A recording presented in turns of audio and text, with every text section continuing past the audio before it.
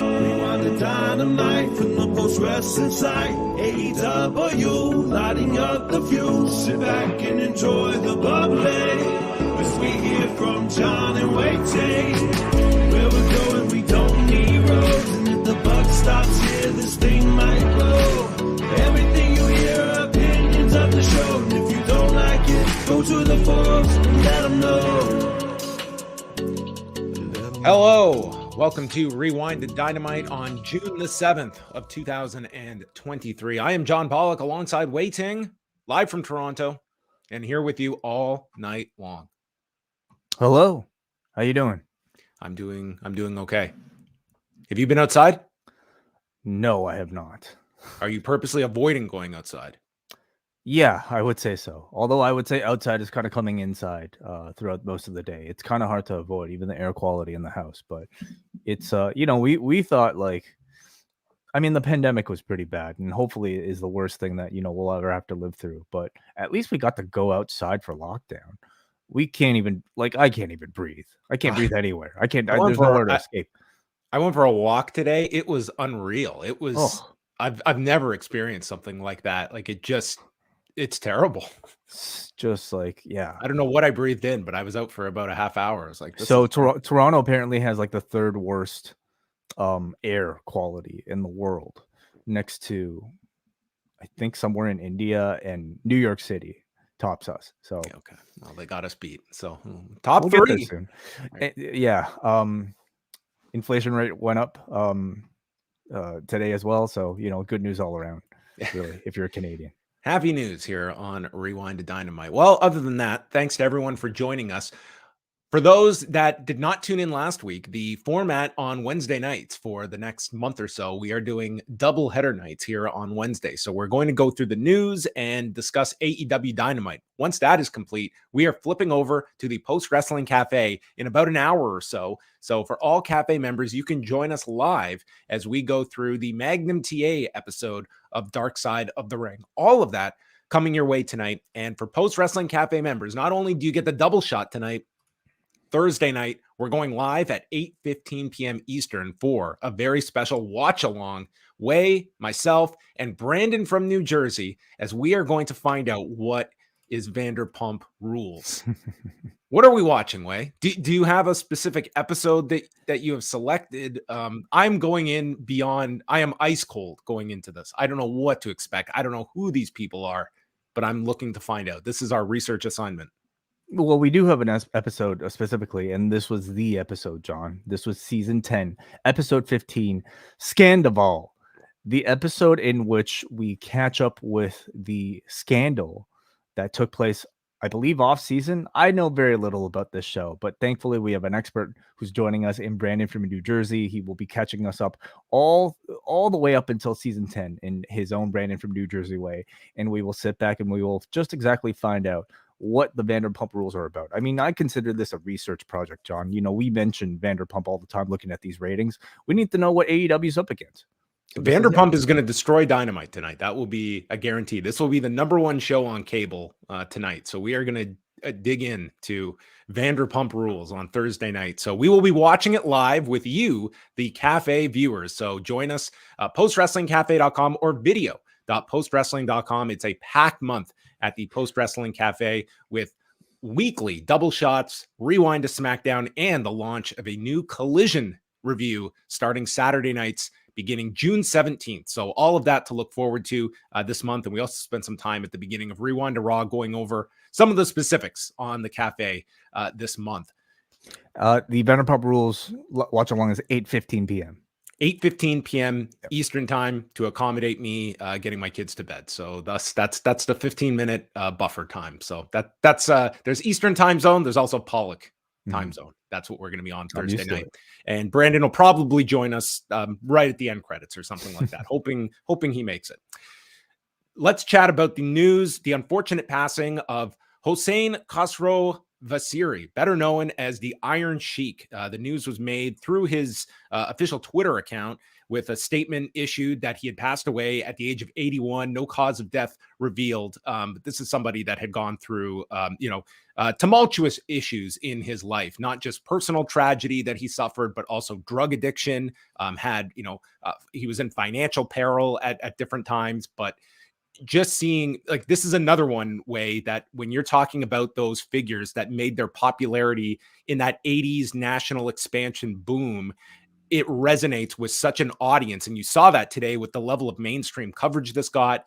And this was, I don't know how best to describe Iron Sheik other than he was a larger than life pro wrestling character that played it to the tilt. And so many people remember this character as the evil foreign adversary of Hulk Hogan and Sergeant Slaughter later. Just a very memorable character in professional wrestling. And I mean, has a really incredible life story when you go beyond just the character. Certainly, yeah. Somebody who I think always felt like a character, whether or not he was inside the wrestling ring. And for various reasons, I think that becomes incredibly interesting to study. I certainly was not watching wrestling when he was sort of in his prime, I guess you could say. And really it took place, I think, before maybe, the majority of current wrestling fans probably were watching wrestling. But nonetheless, the man has managed to stay relevant somehow, just maybe through the sheer force of his personality. Obviously for his accomplishments in ring as well, but I would say maybe even outside of it, has just always been a presence to me. Yeah, I mean, grew up in Iran and came over to the US, like got out of the country and, just pursued a desire to compete in Greco-Roman wrestling. And, there's, not to the extent of an Andre the Giant, but there is a lot of fiction attached to the Iron Sheik, and the origin of such is probably, I mean, you can go into different origin stories of where some of these came, but I mean, the guy never won an Olympic gold medal or competed at the Olympics, but nonetheless, he was an AAU champion in Greco-Roman wrestling. And this was, and did go as an assistant coach at at the Munich games. And then it was through Vern Gagne, who was involved with the, helping to fund the US men's team, that he got into professional wrestling. And Vern Gagne churned out so many headliners out of Minnesota. And Khosrow was involved in the same class as Ric Flair in the camp where Ric Flair quit and then was brought back. And when you go and see photos of him in the 70s, I mean, this guy, it blows your mind to see photos of this guy who was like a really good wrestler before, his body broke down, and it was more so just the Iron Sheik that most people would be familiar with. But he started out training in 1972 and then gets his start, and he is going to a lot of territories. Like, he went to Mid-South in his first year, was going under various names. It wasn't until later in his career that he adopted the Iron Sheik persona. But here's a shot that Wai has. I mean, here it is, the future winner of the gimmick battle royal. I mean, the man, like, look at that six pack. I mean, he had a totally different look to him in his early days, but he goes to Florida, he goes to Mid-South. I mean, he's going all over, but not all that different from superstar Billy Graham, who we just talked about. It's New York that he gains his largest fame, and it's sort of on the heels of the Iranian hostage situation, which occurred over 444 days, where the government had taken U.S. prisoners hostage, and that lasted until from late 79 until early 81. So you can imagine what the national sentiment was towards Iran at the time. And it's sort of playing into, at its most cavalier, the stereotypes in professional wrestling, and leaning on heavy xenophobia that was prevalent at this point. And the Iron Sheik, seeing that this is a great source for a heel character, and that certainly did resonate with the audience. He first goes to New York in 79, and he wins a battle royal and challenges Bob Backlund, and that was sort of a forgotten match he had with Backlund, losing to him. And then it's when he comes back for the big run in late 83, where he just comes out of nowhere. He is plopped onto a Madison Square Garden card in November, wins, and then the next month he beats Bob Backlund and ends his big title run. So it goes from superstar Billy Graham to Bob Backlund. And Backlund, I mean, he had some phantom title switches, but largely, like if you were in New York, you saw this guy for 5 years hold the title, and Iron Sheik beats him, and it was in shocking fashion that he wins. And it's a very heated match that you can watch where and they would play this like years later with Bob Backlund's comeback, where the towel is thrown in and there's Freddie Blassie as the manager. And the original like announcement was that Iron Sheik would face Backlund in a rematch the next month. And then it is announced that Hulk Hogan is taking the spot. And on January 23rd, Hulk Hogan beats the Iron Sheik. So Sheik is the link between Backlund and Hogan, who would be the person who the national expansion, that was the shoulders it was placed upon.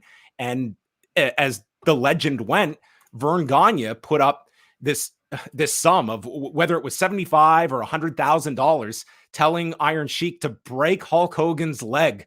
And Iron Sheik went to them and pretty much had the loyalty of the company for the rest of his career by not breaking their Golden Goose's leg for Vern Gagne's attempt to literally cut off the legs of the WWF's plans. So that's kind of Sheik's biggest moment in terms of notoriety. But after that, he had a series of matches with Sergeant Slaughter, including this boot camp match in the spring of 84. That's a really like well-remembered match, a bloody brawl at the Garden.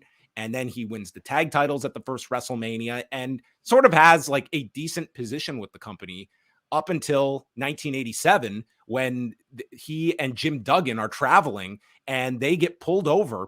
And first of all, Jim Duggan is like drinking and driving and not thinking this is too big of a deal. And also notes that they've been smoking marijuana. And when they go to check the vehicle, they find cocaine in the vehicle as well. And certainly this is not a great look, but the real scandal way is the fact that the two are feuding on television. What are they doing in the same car together? So this was a huge scandal at the time, that this was like blowing the doors off of professional wrestling, that the Iron Sheik, the evil foreigner, and the All-American Jim Duggan are caught together, and 3 grams of coke are found belonging to the Iron Sheik, who would end up he would get probation, but the charges would get dropped. But this was a really bad deal for Jim Duggan, who, Sheik would be eventually let go as a result of this. And Duggan they would stop using him as well. But Duggan, like his father was the New York police chief. So this is right in that area. And so very embarrassing that here the police chief's son, who's this national television star, is arrested in this fashion, like a really bad look. And Duggan always felt like, yes, the company brought him back, but they never pushed him to the same degree they did, whether it was just they couldn't trust him, and they would always keep him as an over babyface, but he always felt like this really derailed his career in terms of being that number 2 babyface underneath Hogan, of where he felt his ceiling was. But, Sheik would get many opportunities with the company, and he would bounce around. He came back to the company in 88. Then he flipped over, did dates in AEWA, went to WCW for 2 years, which was the Jim Herd era. And towards the end, when Ole Anderson was booking, and was a real mismatch where he did not really fit in with where that company was going.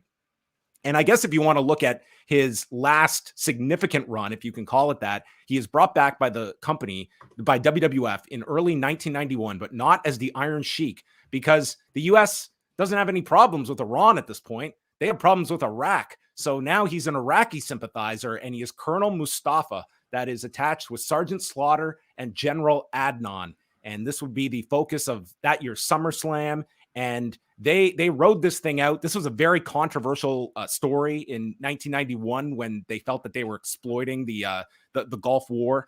And so Mustafa got a year out of this character, and then would continue to bounce around the indies, came back to the WWF in 96 to manage the Sultan with Bob Backlund, and would pop up many times. He did the gimmick battle royal, which famously he had to win because he couldn't take the bump over the top rope. So he won by default.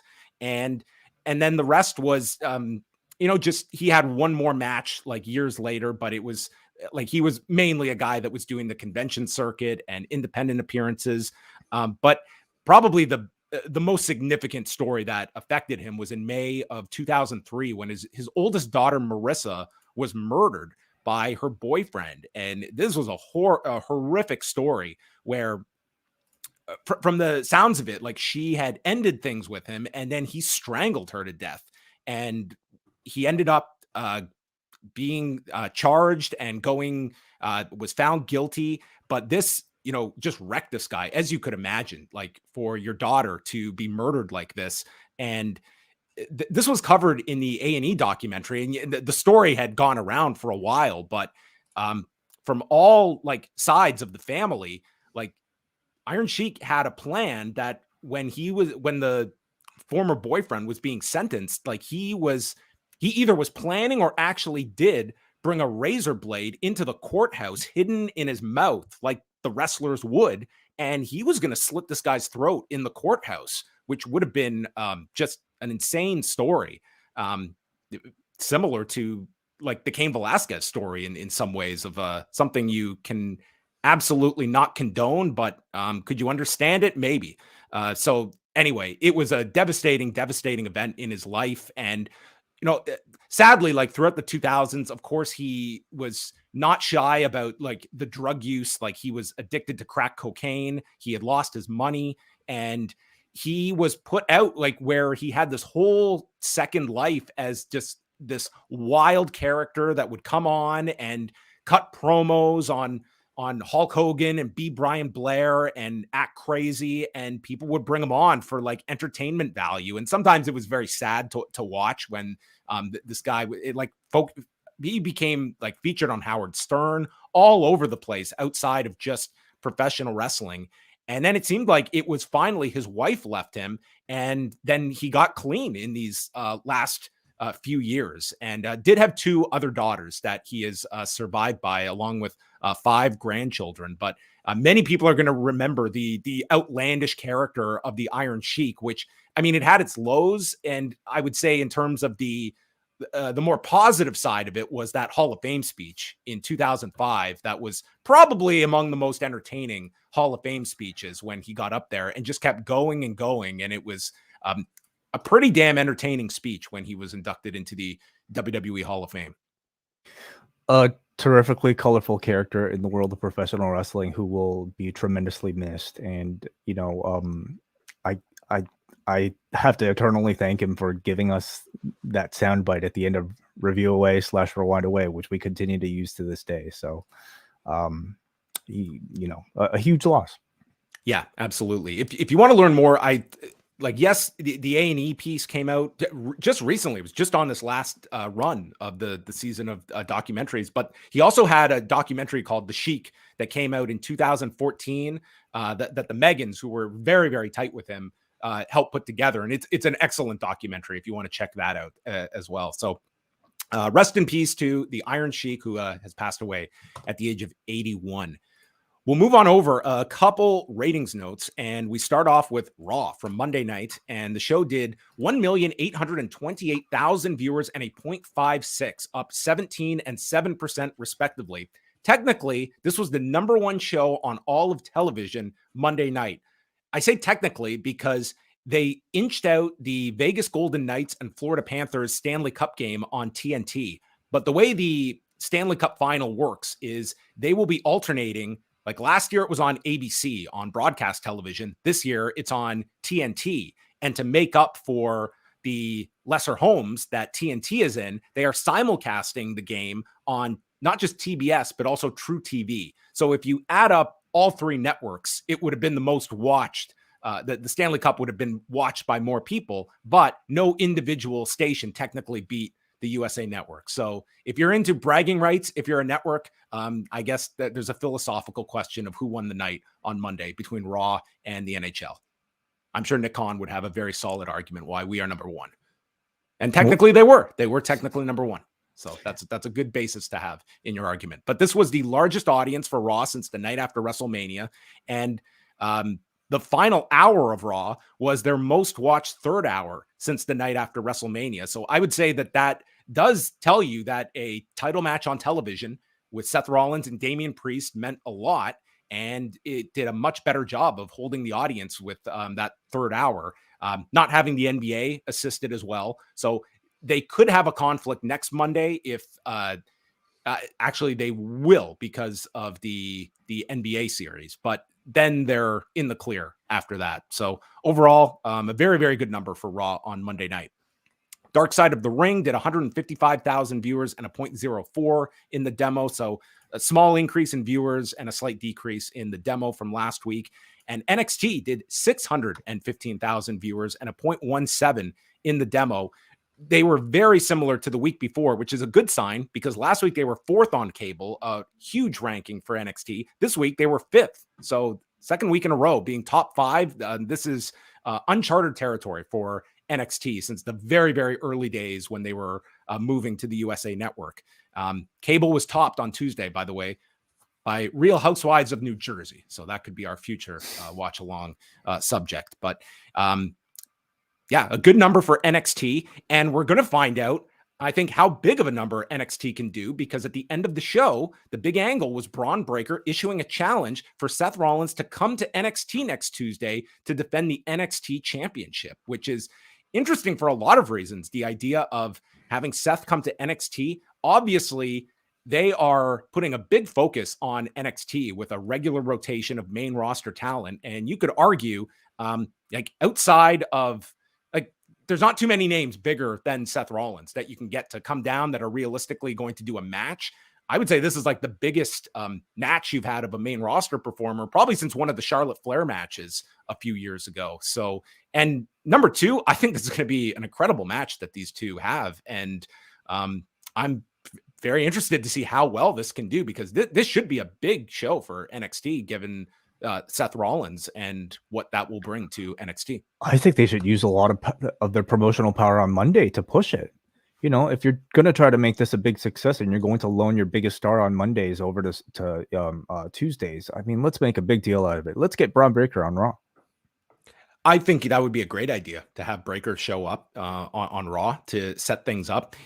I'm certain that in the heat of these television negotiations, it sure doesn't hurt to have your third level property doing, you know, if we have the ability to do this, why not? It only strengthens your hand to state, look at all the options we have. We are not just Raw and SmackDown. Like, here is something that, you know, didn't Nick Khan allude to you know, like, Nick Khan the value of outlined NXT?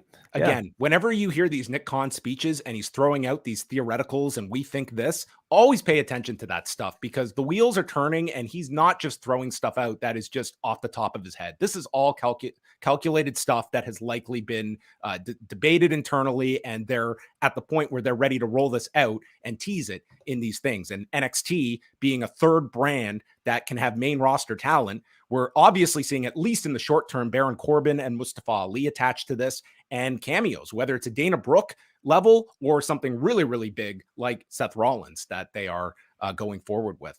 And beyond that, on NXT, they did have Baron Corbin beating Trick Williams, and he'll face Ilya Dragunov next week.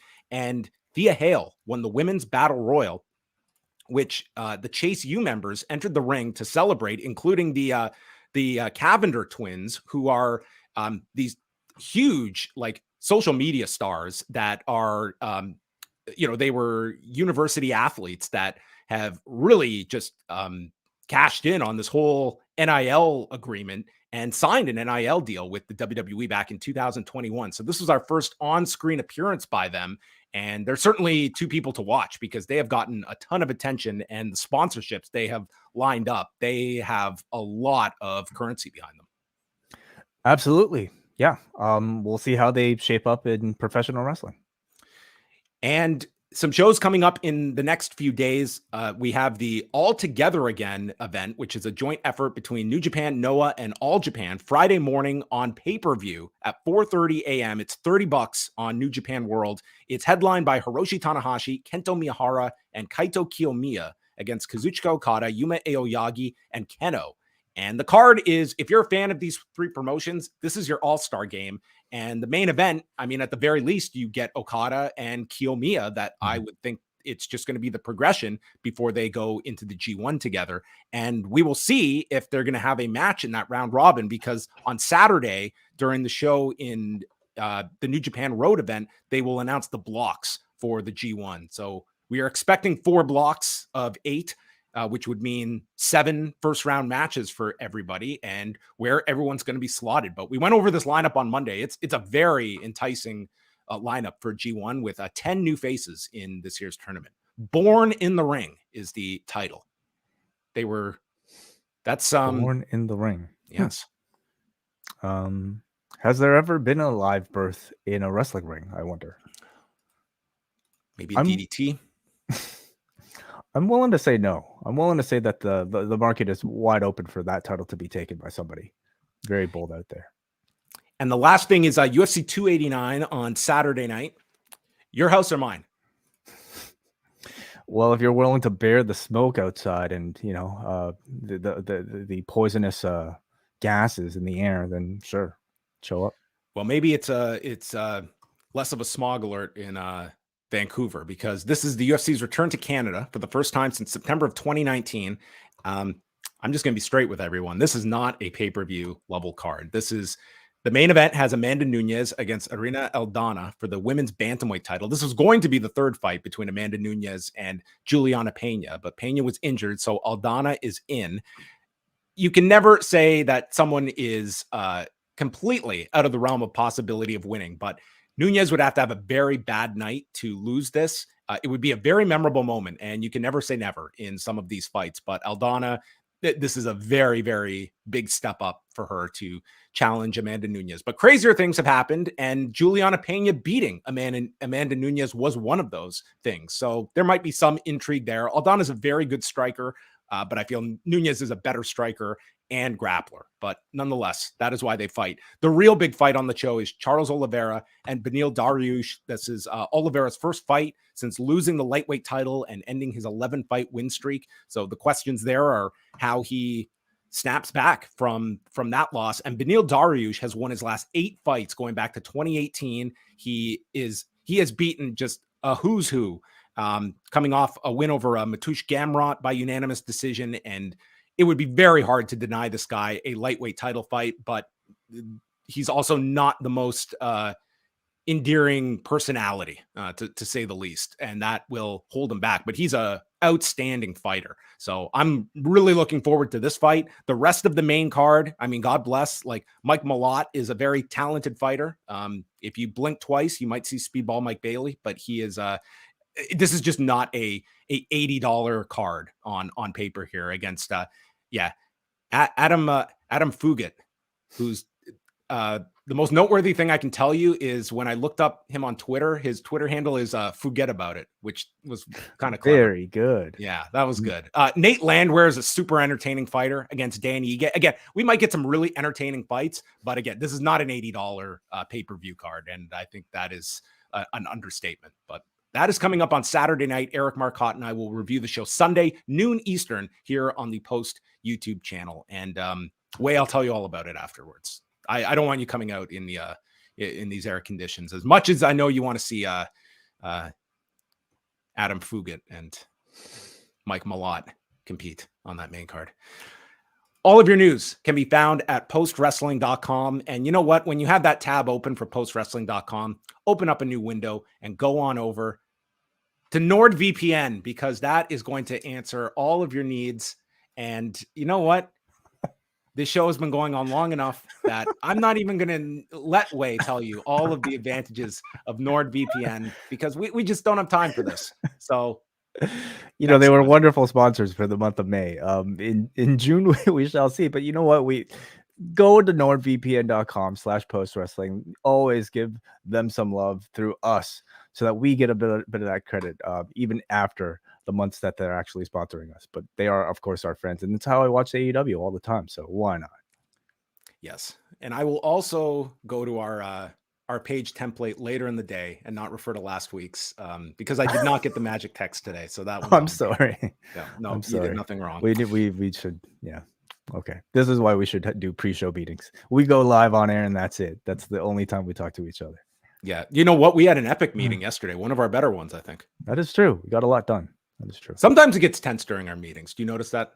As it should. I mean, you know, that like we're here to talk about raising our child, right? And we're both very passionate about it, so it makes sense. Yep. Absolutely. It was a good one though. We should have recorded it. Maybe at some point. No, we're not. Dynamite tonight, Colorado Springs, Colorado, going up against Game 3 of the Denver Nuggets and Miami Heat, and Vanderpump Rules during the second hour. So some big competitors tonight.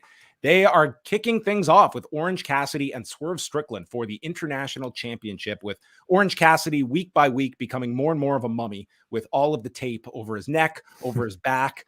I love this story that this dude is just like he's Kenny that gets killed on South Park and just keeps coming back every week. And finally, it's going to be like the most mundane injury that's going to keep him. Like it's going to be a hangnail or something that just is like, I can't do it anymore. I'm broken.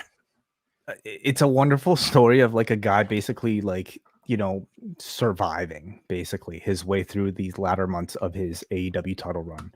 I mean, I watch a match like this and I wonder, it's being built up so well that I really hope he gets a big stage where he finally drops the title. And really, what could be a bigger stage than Wembley Stadium? But that's a long ways away. Can they tell this type of story for that long? Yeah, and I don't even have like with Jade Cargill, I think so much of it was, well, who is going to beat this woman? Who do you build up? And I think this story is so unique that you could have done it with Swerve. I also think you could do it with almost anyone that the story is that this guy is not at 100%. So it's going to be the person that happens to be in the ring with him when this guy finally hits empty on his gas tank. And that person is like, they're going to be the questionable champion because you beat such a diminished champion who was the most fighting champion we've ever had. If there's ever a way for Danhausen -1 to ever win a championship, like it would be this Orange Cassidy title run. At the same time, he's built this thing up so well. You do want to give the value to, you know, a top level heel, and perhaps Swerve is that guy, or QT, one of those two. Okay, where's QTV, by the way? No, I don't know if it's been picked up yet. Maybe in a hiatus. Yeah, maybe Collision exclusive. Maybe that was Chris Licht's last decision as the head of CNN before he got turfed. Very busy day today in media. Oh, yeah. What? Oh, okay. Wow. I didn't even hear about that. So Orange Cassidy, he spins on the shoulders into a Rana, hits a stun dog onto Swerve, and he was working for the spinning DDT, and the audience starts getting into the near falls. There's a Rana, and Orange goes to hook the legs, but he can't because the right hand that had been smashed into the post is giving him problems. So this right hand is this debilitating injury that has never recovered. So all of the opponents find a way to destroy his hand, and Swerve just took it and smashed it into the post. And his grip was affected by this, and just completing covers, he couldn't do this because of the hand. Wouldn't it be so sad if he can't even do his lazy thumbs up? I mean, he probably couldn't at this point. Have you ever really damaged your hand? It's a killer. I mean, I'm sure I have. I don't remember the particular. Yeah, I remember like I was playing dodgeball in like when I was like 13, and I basically smashed the finger. So yeah, had a cast on it. When I was like 8 or 9 years old, I was playing baseball. I was playing softball, and a line drive came for me, and it was to my right, and I put my hand out to stop it instead of my glove hand. Oh, what? Why would you do that? I don't know. I was 8. And dude, it hurt so badly. Granted, I was 8. I was probably being overly dramatic, but were you feeling brave? Like you were gonna, it was instinctual. Like it was coming at me, and it wasn't on my glove side. So I just put my hand up, and boom, it hit. And I was like, oh my God, hurt. We shouldn't play sports. No, I retired that day. So Swerve then, Prince Nana gets onto the apron, and Swerve runs into him, and we get an orange punch and beach break. And when Swerve kicked out of this place lost their minds. Everyone bought this as the finish. And I love this because number one, it's a great near fall spot, but this plays into the story. Like none of his offense is as effective. Like the orange punch is not It's like a 40% version of it. And he can't even properly grip the leg. So he's trying to get him up for the beach break. Like, this is not a 100% Orange Cassidy. Like, all of his offense should have less impact than usual. He's winning through pure will. Like, his will is allowing him to pull off these moves, but they're not allowing him to finish them because of one thing or another. And resorting to tactics that he needs to. So he gets faked out, and Swerve kicks out his knee, hits the Swerve stomp, and this was another giant near fall. And I could have seen this being the ending here with this Swerve stomp. And he goes for the JML driver. It's countered, and both go back and forth. Swerve tries to grab the jeans for leverage, but Cassidy counters and rolls up Swerve and grabs his trunks and gets the pin at 15:46. And they emphasize that Swerve is complaining, but he tried the exact same thing as the idea here that Cassidy was just giving this guy his own medicine, but also like he had to resort to this because he did not have an answer to get out of this. I love this match. I thought it was so fun. If you're watching these title matches, like, it's a different story each week, but they all tie in together. And to me, it's maybe my most compelling thing that I'm enjoying at the moment in AEW week to week are these title defenses. Yeah, I certainly think Cassidy's is the best title reign in AEW. I might go as far as to say, at least for my watching of professional wrestling, maybe my favorite title reign in professional wrestling right now. And that includes a Roman Reigns title reign that really is just more kind of like, famous because of length and quality, but in terms of activity, in terms of consistency of quality, this Orange Cassidy reign is only getting better and better and better. And that's just the nature of this particular type of story. The more injured he is, the more you're going to think a challenger like Swerve is going to have that much of a chance of actually taking the belt off of him. And it creates these wonderful near falls. It creates these wonderful opportunities for a babyface like Orange Cassidy to overcome the odds. I mean, he's been kind of like telling this injury story for quite some time now, and it still feels fresh. And much of that this week is because of Swerve. I think these two have fantastic chemistry. Today, they just seem to pick right up from where they left off with the Battle Royal. Technically, I think these two allow each other to become like the best in-ring versions of themselves because they're both incredibly athletic. In terms of character, they're both very unique personalities that feel like they're both kind of lifted out of like a comic book or a movie. Swerve is just your horror movie type of villain. I thought his charisma was outstanding in the match. And Cassidy, his anti-charisma is just as impressive. He's like your everyday slacker who kind of like Shazams into this like incredible wrestler. And I thought like the lingering of back and forth between the hand injury to the back injury was really well told. And I also love the way that they justified Orange Cassidy's cheating. He's becoming more and more desperate, and so he's resorting to heel tactics. And it's a great way to shape and carry on the story. So as Orange Cassidy has survived the match, the Mogul Embassy run down to attack Cassidy. The lights are out, and in the ring appear Sting and Darby Allin for the second week in a row to save Orange Cassidy. And we would find out where this is going later in the show. Yeah, I really do think Swerve is the guy to take it off of him. Now, I also want that to happen on a big stage. And unfortunately, with something like Forbidden Door, I don't know if you're going to get that big stage until Wembley. Again, can they drag it out for that long? And will it be Swerve by that point? I mean, I certainly hope so, but let's see if they can tell that story for that long. There were promos from Jay White and Ricky Starks in advance of the main event, and then a recap of Bryan Danielson's challenge to Okada at Dominion from the video that aired over the weekend. And then he joins commentary, taking issue with Okada being referred to as a once-in-a-lifetime performer. And he is not impressed with Kazuchika Okada. He sticks on commentary for the BCC against the Best Friends and Rocky Romero, and Danielson finds it interesting that these are the guys Okada likes to hang out with, these Chaos members. And they bring up the history here of Yuta with the Best Friends and Rocky on top of that, and now where he has gone, clearly making the right decision in life and his friends. So there's an immediate attack by Chaos as they are very aggressive. And then they do the group hug, and Danielson, imagine wasting your time doing that while fighting the BCC. And Excalibur brings up Moxley and Claudio Castagnoli's win in Osaka on Sunday, and that they could have jet lag.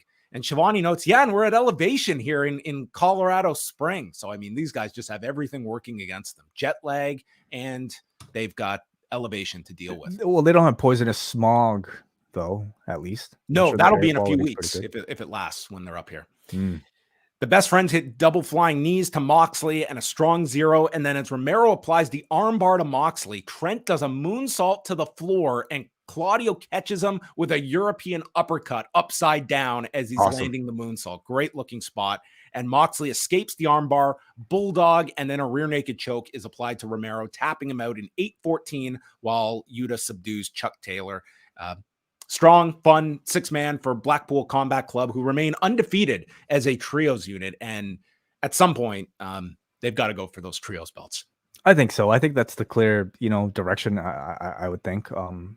They've been wrestling, I feel, more as trios lately. They've been showcased more as trios lately, particularly in this particular configuration. So, a House of Black BCC match, I think, is a very strong pay-per-view level match for whatever they decide to do that. I thought this match was outstanding. As always, it had the fierce energy of a BCC style match, and I love that the Best Friends tried to emulate that style at the beginning of this match where they were the ones to jump the BCC first. And that makes sense. Just kind of given the history between the Best Friends and, the BCC through Wheeler Yuta. I thought Trent looked really good here as well in terms of intensity. He's always very impressive in ring, but I mean, the Best Friends are just kind of where they are, like they don't ever really feel like they're in serious title contention at this point, but they're always like fan favorites. I loved seeing Claudio do that uppercut midair, and then just that followed up with the barrage of like Moxley's chokes plus Yuta with the Busaiku into like the hammer and anvil elbows.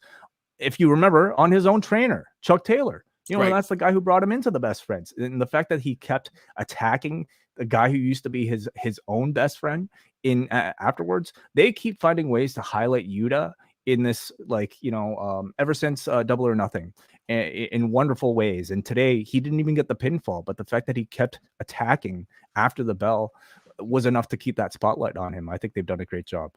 Yeah, for all we gave focus, and I think rightfully so, about all the complications of William Regal's exit. Like, it left the BCC like just in the midst of what could have been very detrimental. And here we are, and it feels like that was just a blip. And they instantly just got onto a new course, and this heel turn revived them so well. And you could certainly argue like they are at their strongest now by leaps and bounds, in my opinion. Yeah. And like the talent was always going to be strong enough. I mean, they have two guys who are very good talkers. That, I mean, it was nice to have Regal just kind of give that real life association, but I don't think he was ever an integral part of the team, or at least, the team's survival was not completely contingent on Regal. And I certainly don't think it would be contingent on a Callis joining them too. In fact, I don't know if Callis would be a good fit in something that like what the BCC are doing. So, yeah. Hangman Page and the Young Bucks, they congratulate them on their great match. Didn't see it, but heard it was great. And next week in Washington, they want to face the BCC without the help of Danielson or Takeshita. Danielson accepts on behalf of the BCC, and Excalibur notes that next week it'll be the BCC against the Hung Bucks. And the camera was on Danielson, and I was just hoping for some kind of like look or sneer at Danielson hearing the Hung Bucks, but he didn't sell it. So they are loading up this Washington show next week, which needs some loading up because it's not a spectacular number they're at currently, but they certainly are building a big show for Dynamite next week. Yeah, I'm just trying to think of like, anything like Danielson was a part of something called like Team Hell No. Is that any better? I'm sure he's been a part of some cheesy things in his past. Oh, he has. One of the best things on the show was this video for Will Ospreay and Kenny Omega with highlights of Wrestle Kingdom, their post-match promos. Omega, I don't lose big matches. This video alone sold me on Forbidden Door. Like, if you did not, if this was not like your thing, you did not watch this first match, you weren't anticipating this, you just saw this video, I thought this thing was great. It was so, because I was expecting a much bigger build tonight for the Forbidden Door angles, and all they did was push the big two matches. But that said, after this show, it feels like this is a show you're not going to miss if this is what you're seeking out. It's really interesting comparing, at least like the first week of this year's Forbidden Door build to last year's, where I think a lot of the complaint last year was maybe how disjointed watching Dynamite was compared to, what was actually taking place at the pay-per-view, because you don't have the benefit of using half the roster that you're. And yet the Punk injury on that Dynamite right after Double or Nothing, which threw all plans into chaos. Yeah. Not literally. Yeah. But I think you can navigate through some of those handicaps by simply providing incredible matches on paper. Like I think that was part of the lesson of Rampage last week. When you have an attractive card on paper, you don't need any build. And that's the case for Kazuchika Okada versus Bryan Danielson. That is certainly the case for Kenny Omega versus Will Ospreay #2. It's a match that is already over simply by its mention and simply by showing a graphic like this. So I hope in the future this is the way to go. It should be the way to go for Forbidden Door. Just promote your dream matches and just kind of let the graphics do the storytelling for you. Yeah, and to me, like it was the serious, like big time star version of Kenny Omega in this video that came across. MJF is out and he insults Colorado. It's the most boring place in the world. This place sucks. And he says he's also bored with the competition. No one is at his level. So out comes Adam Cole. And in the big heel move, he cuts off Adam Cole from doing his Adam Cole baby in the ring, which for the guy standing in the ring, this is quite the choreographed extended entrance that the man has mapped out for himself every time to walk out. Hitting it works though. It does work. But I mean, if you're the guy in the ring, I mean, you could understand getting annoyed at this thing you got to just sit through. So MJF starts off. He says he's a big fan of Adam Cole's and said that he thought his fandom was over after CM Punk left in 2014. But then he flipped on and found Ring of Honor. And he thought Ring of Honor sucked with a bunch of indie jabronis. But as soon as he was about to turn the channel, he saw Adam Cole. And he started studying Cole and thinking that this guy was the best guy out there, and studied his work in CZW. He saw him become the hottest free agent, then go down to Florida where he shocked the system and was Shawn Michaels' hand-picked guy and the best champion in the history of that company, and that's undisputed. So MJF started training and he followed in his footsteps. He too went to CZW and worked with top names on the indies, signed with AEW, and knew that Adam Cole would eventually jump here and they would have the rivalry of a lifetime. But then this guy showed up. What happened to you?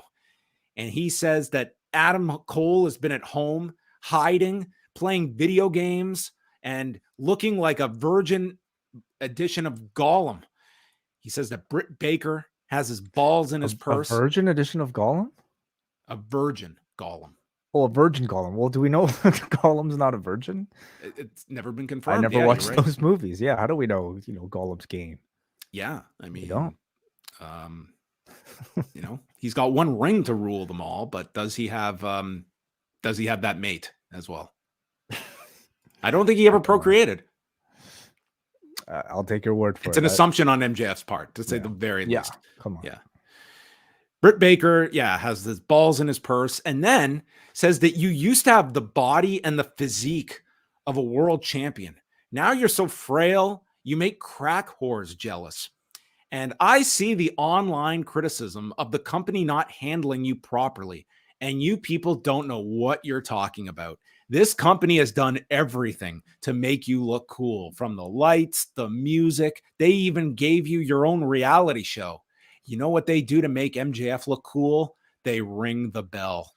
I've had the greatest dog collar match, greatest Iron Man match, best four-way match, and beaten all the top guys. Why are you going to be doing any different? And I read a rumor that the reason you came here is because someone in Titan Towers didn't think you had top guy potential. And that man is Vince McMahon. And this crowd boos Vince McMahon. They chant, fuck that guy. MJF's a big fan of Vince and thought that Vince had maybe lost his marbles when he said that. But then he got a closer look at Adam Cole and thought maybe Vince was right. Cole comes back. And my God, does he have to have a comeback here?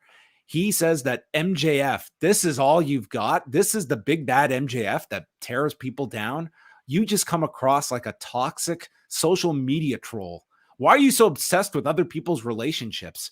I know your fiance left you, and you are world-class MJF, a world-class douchebag, and says that MJF can't touch his matches or his promos, and then issues a challenge, but not any challenge, to a urine test. Let's see who's on the gas and who's not, who's natural. And then he buries MJF, saying there's not one person in the back that respects you. Everyone thinks you do the bare minimum to earn your paycheck. No one has any respect for you. And MJF calls him Keith Lee's manager. So Cole calls that a false narrative. And if you were a real champion, you'd be challenging me to a fight. And you're not doing that because you're a coward. So Cole says, you won't fight me because I'm better than you. And they know it. So MJF loses it here and says he'll fight him anytime, anywhere. And Cole says, well, it looks like we have a match. Wai, what did you think of this promo segment? I mean, I'm seeing a few, people criticizing it in the chat room. I thought it was tremendous. I thought it was great. But judging by the look on your face, you're probably on the other end. I thought it was great because I thought it was exactly the type of thing Adam Cole needed in this babyface run. Throughout the entirety of the Jericho feud, throughout the entirety of an All Access, I know the point is to push him as a babyface, and I know he has a tremendous real comeback story to tell. But the reason why we all fell in love with Adam Cole was because he was an edgy heel asshole. And we got to see a little bit of that asshole come out here, or at least, somebody with a bit of firepower and a bit of edge in him in a babyface light. And it takes somebody like an MJF who is that much more of an asshole to drag it out of an Adam Cole. There were some very controversial lines, I suppose, you could say. Certainly no wrestler in AEW, to my knowledge, has called another person out on screen for being on steroids, and we had it here. I certainly think there are questions to be asked about like whether or not you want publicly to accuse your world champion of something like that. At the same time, MJF promos are very much like rap battles where there are no limits. Really anything goes, almost anything goes, but a lot goes. And I think it's about time that a babyface had to, kind of play dirty to kind of match MJF's firepower. I wasn't crazy about the steroid line, but it wasn't my bigger issue was that this segment in this vacuum, like if I would think even people that like are following this closely, like your read on this would be this dude was fired by WWE and he is not like a star. And to me, it's just, I would never want that to be the perception of my babyface. Like he doesn't have the look. We are still playing by the Vince McMahon style of what a star is or is not. Instead of here is a guy that has come in and he has beaten all these guys and he beat Chris Jericho and he is like not just defending, but outright showing the audience like this is all bullshit claims that MJF is making. And I don't know if the audience is necessarily taking that, like that here's a guy that has come in and he has not become the blow away babyface star that he has been given lots of push by AEW. He has like a lot of what MJF was saying here. I don't know if the audience was necessarily calling bullshit on these critiques of Adam Cole, or the fact that this audience knows that, yeah, Vince McMahon did not see this guy as a big star, but nonetheless, this was the guy that chose to leave NXT, chose to leave WWE because they screwed up. They got rid of, or they missed the boat on this generational talent. That is what I think could have been conveyed a bit stronger here, rather than here is a cast off from Vince McMahon's version of professional wrestling that we're still going to give this spotlight is still the major leagues of all professional wrestling. I feel like it's decently established to your average AEW fan that Vince McMahon has terrible taste. And I think it kind of goes like really kind of without saying that, like there are a lot of people that Vince McMahon doesn't really see star power in that have ended up being stars. I mean, he put over the fact that he's Shawn Michaels' chosen talent. And I think the average AEW fan holds a lot more weight in Shawn Michaels' opinion than Vince McMahon's. So I didn't necessarily think that was like, a detrimental insult from MJF. I think maybe this would have been come across a bit differently 2 years ago when I think WWE was looked at as more out of touch and not connecting with the wrestling fan, as opposed to today where I don't sense that is the same feel. That here's a company that's doing pretty hot right now and their biggest star is a former AEW star. Like they seem like here's a company that does have their finger on the pulse much more today and is the hot company. Sure, but MJF is referring to a time when Cole was a part of a prior regime, and he was not a pick for that particular regime. I feel pretty confident in saying that if Hunter had his choice, he would have picked Adam Cole back up. What about the line about you, like you're looking frail, like you don't have the body anymore? Yeah.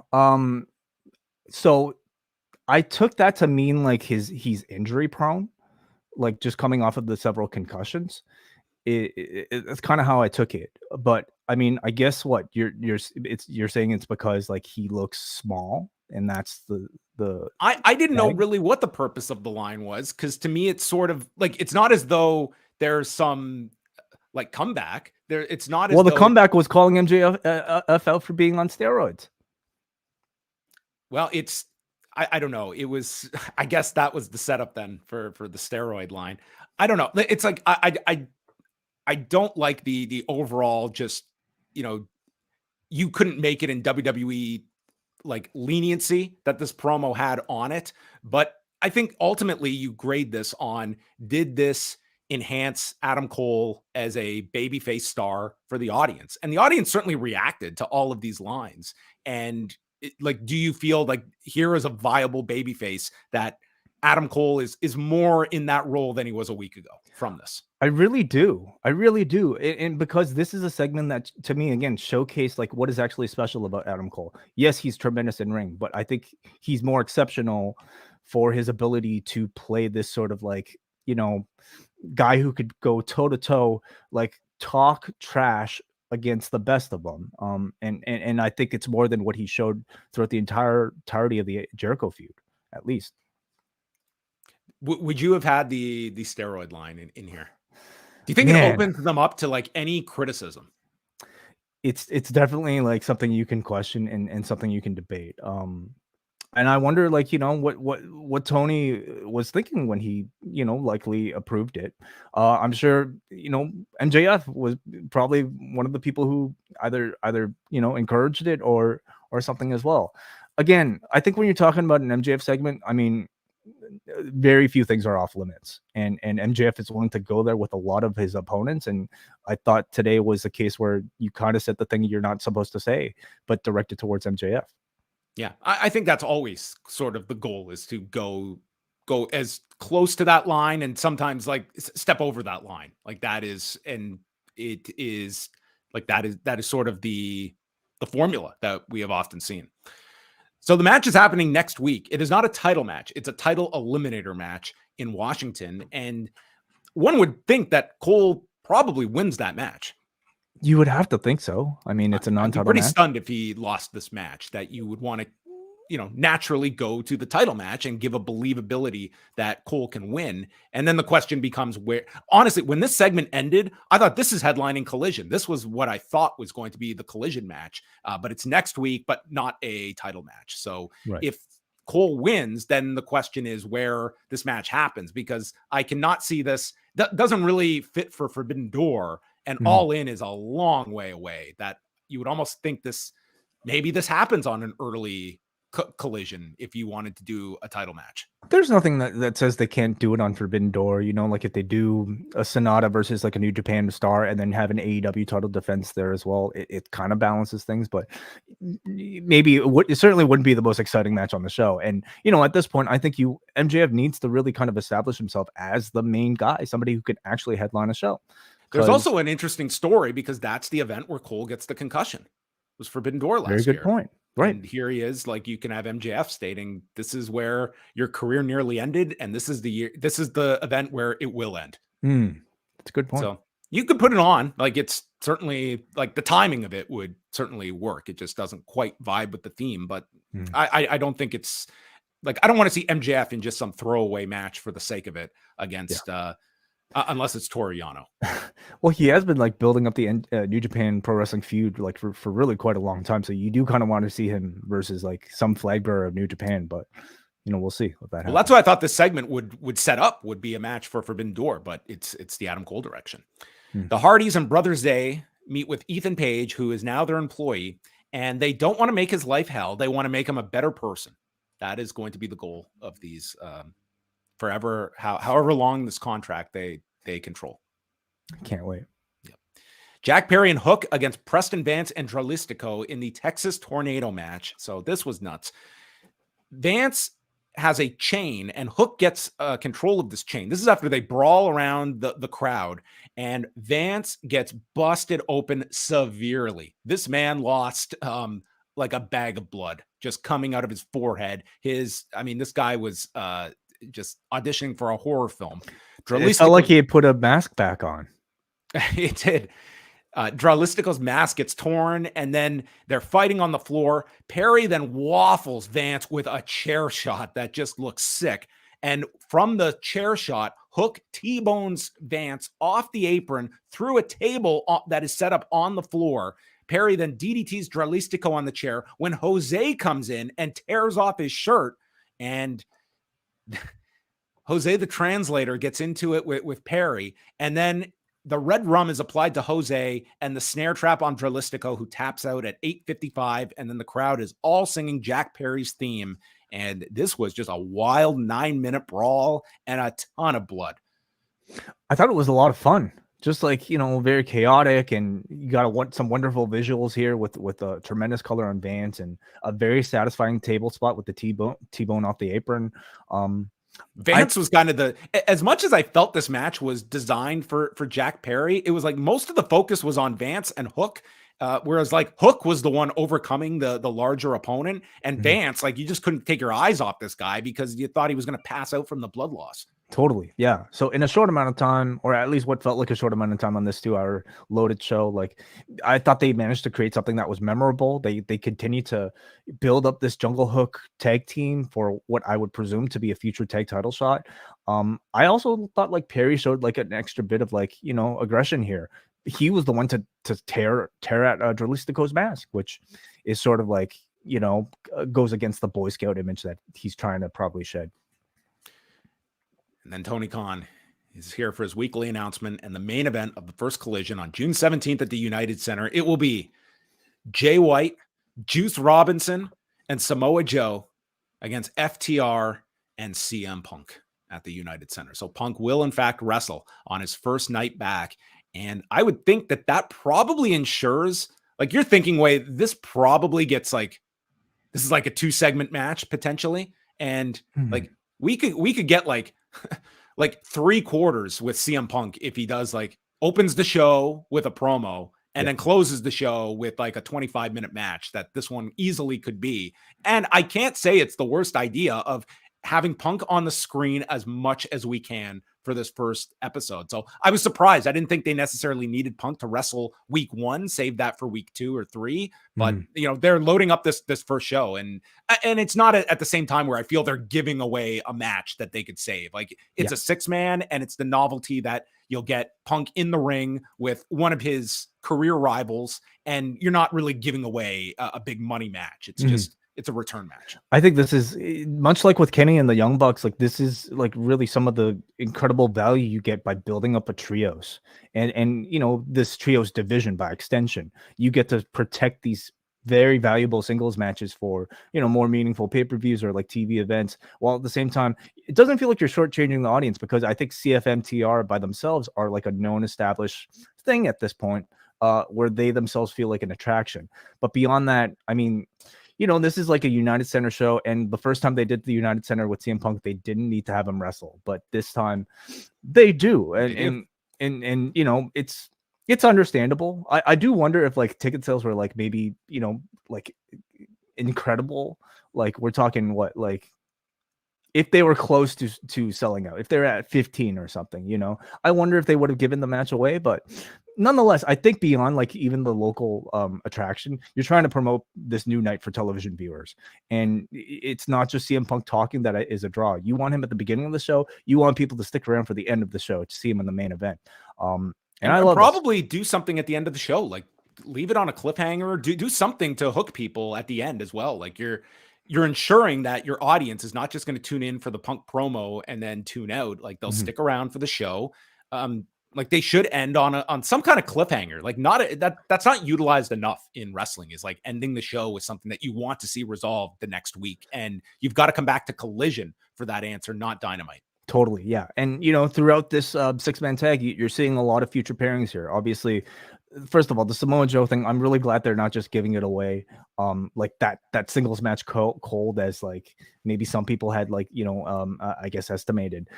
You need to tell the story of CM Punk and Samoa Joe. That's one of the biggest programs you could possibly do on AEW. So I hope they take the time to tell that history. But beyond that, you know, there are reports that Punk wants to work with Jay White, and this would potentially set that whole thing up as well. So you can have a lot of future stories being told. Is CM Punk going to join a Bullet Club? Bullet Club Gold? I mean, we shall see. But a lot of future stories you can tell just coming off of this match. With this announcement, is there any question as to whether you hold off on CM Punk's first promo? Like, does that maybe, like, is his first appearance like he comes out for the match instead of like next week CM Punk speaks? Like, they're not promoting that he's going to start off the show and cut a promo. Although I feel that's going to be the expectation just because of his last arrival in AEW and giving that memorable speech that I think people are going to want to hear from him and will be disappointed, even that if that's not advertised in advance. Yeah. I think principally even more so than wrestling, you want to know what is on CM Punk's mind after everything that has gone down. Certainly the Chicago crowd, I think, expects to hear from him. I think it stands your best chance of getting a positive CM Punk reaction by having him cut that return promo in front of the Chicago crowd. So I would do him, you know, do the big speech off the first segment. Maybe he gets cut off before he says the thing that he actually wants to talk about. And then you get to the match, and then maybe you save the promo for later on. But you need to have some sort of like on microphone presence from Punk for sure. Konosuke Takeshita defeated Damon Ace. There's no music for Takeshita. Their theme music are boos as he comes out with Don Callis, and the crowd is fuck you, Callis. And there's a knee strike, a minute 29. Callis gets into the ring. He's getting drowned out, not to the extent of last week, but certainly they're hoping that it's going to be copycat crowds each week. And I think like they're going to be established. Like people got it immediately with Dominic, and they're going to know like Callis, this is our segment to just boo the hell out of him. So Takeshita screams in Japanese, and Callis is stating everything Omega and the Elite have is because of him. And you know what? He obviously felt not enough people watched that sit down with Jim Ross. So he took some of the best lines and said, there has been a cancer in his body, which was Kenny Omega. And what do you do with that cancer? You cut it out. And him and his family, again, referencing his family, maybe a hint at a unit, are going to cut the Elite out of this company for good. Who else is related to Don Callis that we don't know about, I wonder? Takeshita? I don't know if him and Takeshita would line up on Ancestry.com, but you know, maybe this is going to be, you know, he'll bring maybe Lance Storm joins. Lance, Tony Condello, you know, I'm sure many other Canadian indie workers. I really like the idea of, if it wasn't for this anti-Canadian thing, like Callis being with Ospreay, I think is a great like link up for when Ospreay is over here as like a mouthpiece. But I mean, he kind of got singled out in the Canadian rant. You had Callis here. You're right. So yeah, I don't think Ospreay is making any friends with any Canadians in the future. But you had like Callis here mention that they're going to take the Elite out of the company for good. So they are like playing with the idea of the Elite not re-signing their contracts and leaving. Oh, I think this is a backup measure, like to have a storyline reason of who they would credit with their removal if that happens. Marvez interviews Christian Cage, and we hear this commotion inside of the locker room, and Christian blames Arn for losing at Double or Nothing. He's the rightful TNT champion after Arn tipped the ladder. So now it's time for him to take something from Arn, and we see Luchasaurus has destroyed Brock Anderson inside of the locker room. So now we got to have Arn's response. I don't know if you want to piss Arn off. I would wait until you're in Canada at least, Christian. Okay, where the laws are a bit more strict. Um, so it seems like they're probably building to Wardlow versus Luchasaurus, I would assume. Yeah, or the team of Brock and Glock. Yes. Kris Yeah, Statlander. I don't think Arn's wrestling it. Ever. No, probably not. Spinebuster we can hope for, or a thumb war with Luchasaurus. Kris Statlander and Anna JAS for the TBS Championship. Matt Menard is out with Anna, who I guess is lost Ty Mello now for probably 9 months plus. I guess so. You're right. Yeah. Anna runs away from Statlander and Menard blocks, and then Kris grabs her leg, pulls her off the apron. Taya Valkyrie is shown in the back watching, so she's still angry. Menard distracts Statlander and is sent off the top. Anna hits a gory bomb for a 2 count, and then Menard gets on the apron, and this allows for the Queen Slayer to be applied, but Statlander powers to her feet, flips her off, and hits a backbreaker tombstone and pins her in 825. And Taya Valkyrie was given the direction, look angry. And so she looked at and she's mad. So she's mad that Kris Statlander is benefiting off of all of her work, weakening Jade Cargill, although that hasn't quite been explained clearly, but I guess they're hoping everyone gets that story. Yeah, and I think, again, that seems like that's the justification, I think, for why they decided to have Statlander win without doing any work for a babyface, is to build into this. It's essentially build a Taya Valkyrie heel turn coming off of the failed attempt to beat Jade. So I think it's a good next program for both of them. I think being a heel is a good direction for Taya Valkyrie, just immediately refreshes her and renews her chase. Good showcase, I thought, tonight again for Statlander. I thought Anna Jay looked comfortable as she continues to improve. Statlander, too, I think already looks and feels to me like a champion. I thought her confidence was strong, and I do appreciate that she's had 2 weeks of airtime on Dynamite now, because she could very well be hidden on Rampage, as Jade was most of the time. But I have a feeling Statlander will be showcased on Dynamite a bit more often, and I think she's way more fresh and interesting right now than Toni Storm as the main champion. All right, we had a lot of announcements. So Rampage on Friday night has the Lucha Brothers and Bandito against Ethan Page, Lee Moriarty, and Big Bill. But the firm is not a thing anymore, right? Well, I thought Page was owned by Matt Hardy. Did Matt Hardy loan him out back? He's been leased to his former partners. Powerhouse Hobbs will be in action. The Acclaimed and Daddy Ass against Angelico, Serpentico, and Luther. And a 4-way match between Nyla Rose, Mercedes Martinez, Sky Blue, and Dr. Britt Baker, where the winner gets a women's title shot against Toni Storm on Dynamite next week. I saw this lineup, and I believe you'll be going live at 10 p.m. Eastern. That's my guess on Friday night. I think you would be right. Okay. Kate from Montreal and Wai Ting this Friday on the Cafe. Rewind to SmackDown. I'm positive Kate will make time out of her schedule to watch this edition of Rampage, but unfortunately I won't be. So she will have to delay her viewing till later on, because this was a Rampage lineup. This was not any sort of special attraction championship edition, turbo, nothing. This was just Rampage. So didn't feel that important to me. Although, a number 1 qualifier match for the women's championship, which there's a consequence there for the 4-way. And so next week they are in Washington, D.C., which was the site of the first episode of Dynamite in October of 2019. And ticket sales for this, I believe they're under 4,000. So it has not been a big number for that return to Washington. And Toni Storm cut the promo with Ruby Soho that this is where the first champion was crowned, and that was Riho beating Nyla Rose, who is from Washington, D.C. And I wonder if that maybe is because I think Britt Baker would certainly be the big match. I don't know if you would want to give away on just a couple of days' notice that Nyla winning this is maybe your possible match. Tony versus, I don't know. Is that attractive enough? Nyla Rose versus Toni Storm? Well, I don't think it's any worse than Mercedes Martinez or Sky Blue. And I'm just saying, Britt Baker and Toni Storm to me is a match that, I don't know, would you want to do it at this point? Why not? It just seems like a match you could hold off on. You could do it. I'll sure. Probably do it again. Well, I guess that's possible. Well, in addition to the women's title match, we have the Hung Bucks against the BCC, MJF and Adam Cole in the Eliminator, and an 8-man tag as the Mogul Embassy takes on Orange Cassidy, Darby Allin, Keith Lee, and Sting. So they are throwing out the big guns. We've got Sting. We've got the Young Bucks. We got an MJF match. Yeah. That's big edition of Dynamite next week. They're trying to make it feel big. Yeah. Certainly. What's going to be on that collision in Hamilton? I mean, are they just going to give us like Omega Ibushi for a week out? The Undertaker will show up. Bill Goldberg makes his debut. I did hear from somebody in Hamilton that had seen some like local advertising in Hamilton that did feature CM Punk in the advertising, but I have not seen the ad. What's the biggest? Who is the biggest draw to a Hamiltonian? Well, Iron Mike Sharp, but besides that, it's probably Punk. Maybe the entire Tiger Cats will face the House of Black. They'll answer the open challenge.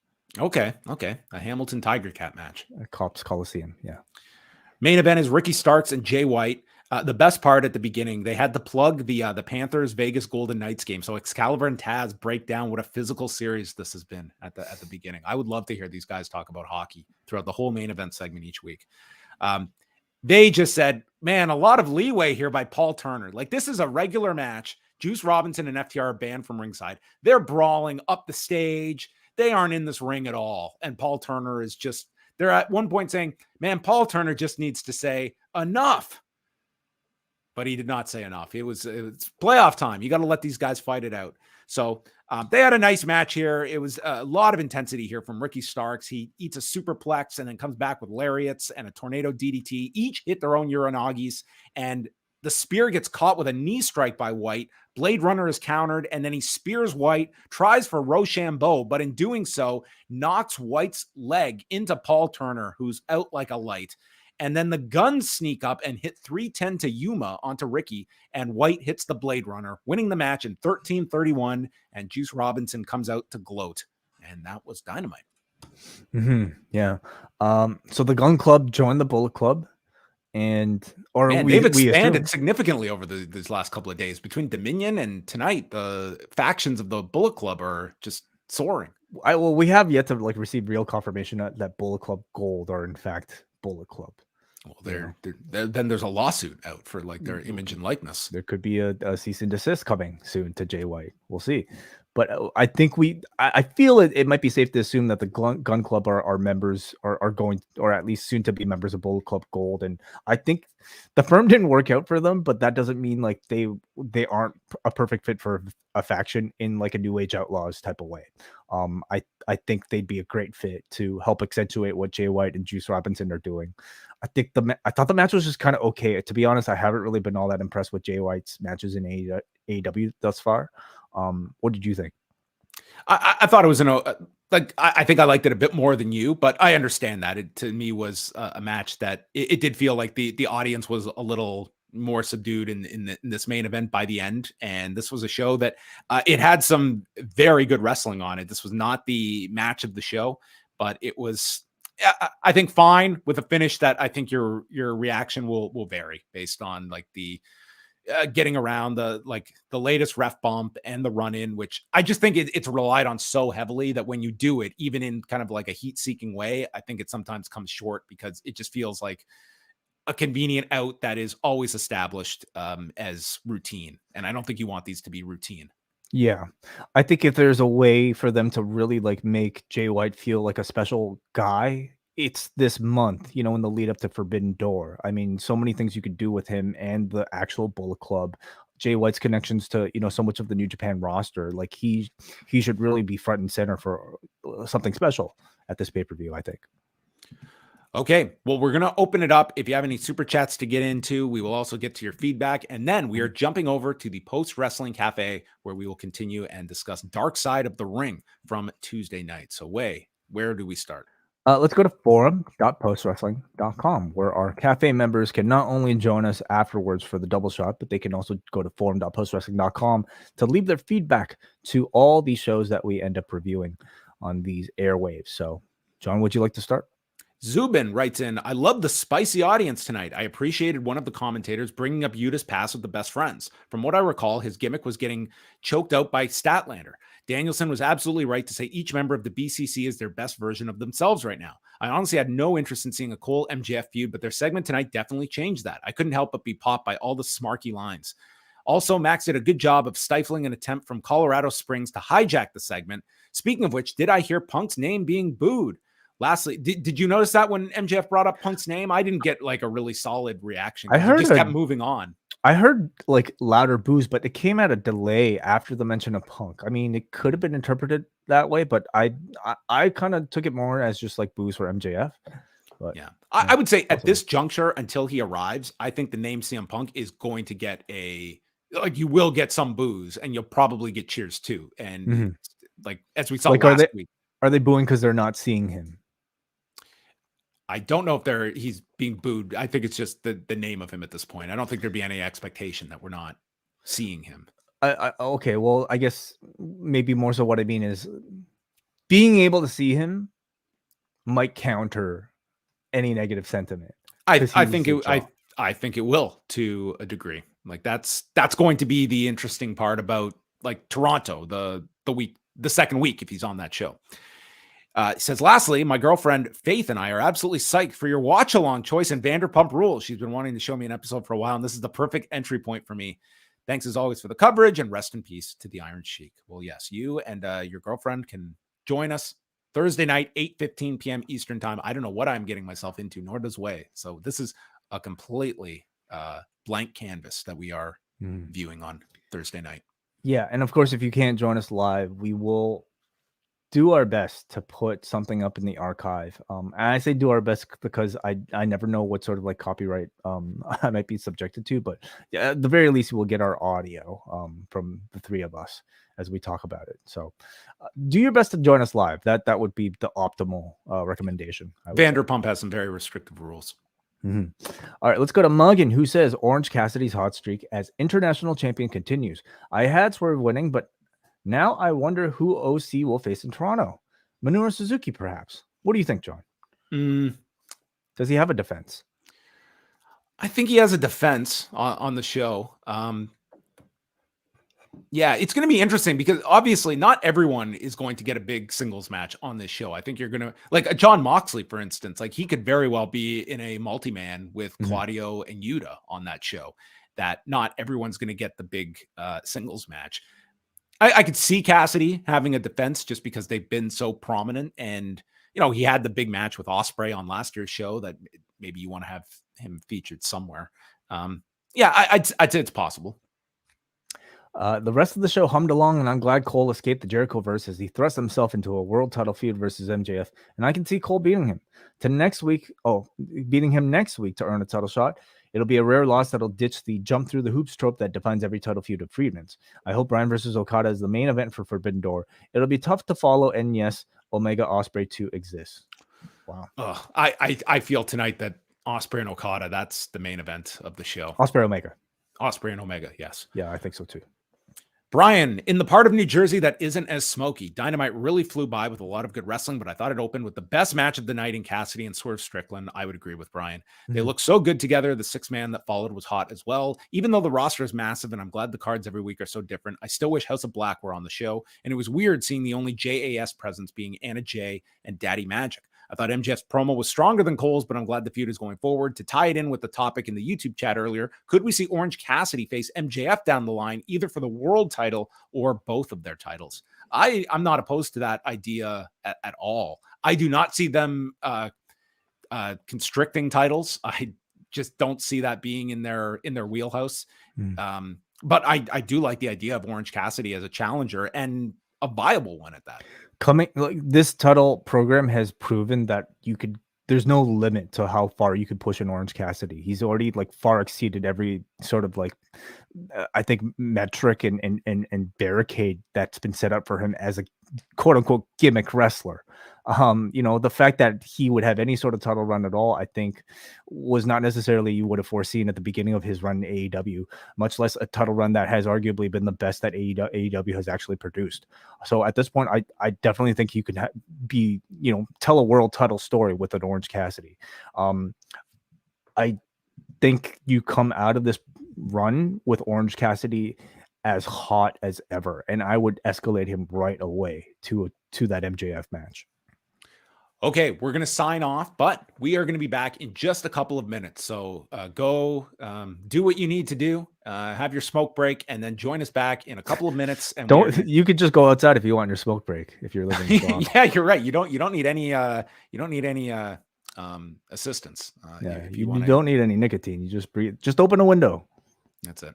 Okay, we'll be up in just a couple of minutes on the Post Wrestling Cafe. So go on over there, postwrestlingcafe.com for the double shot tonight. And if you are not joining us, hopefully we will see you on the watch along on Thursday night, 8:15 p.m. Eastern time. So that is it. Thank you for tuning in to Rewind-A-Dynamite.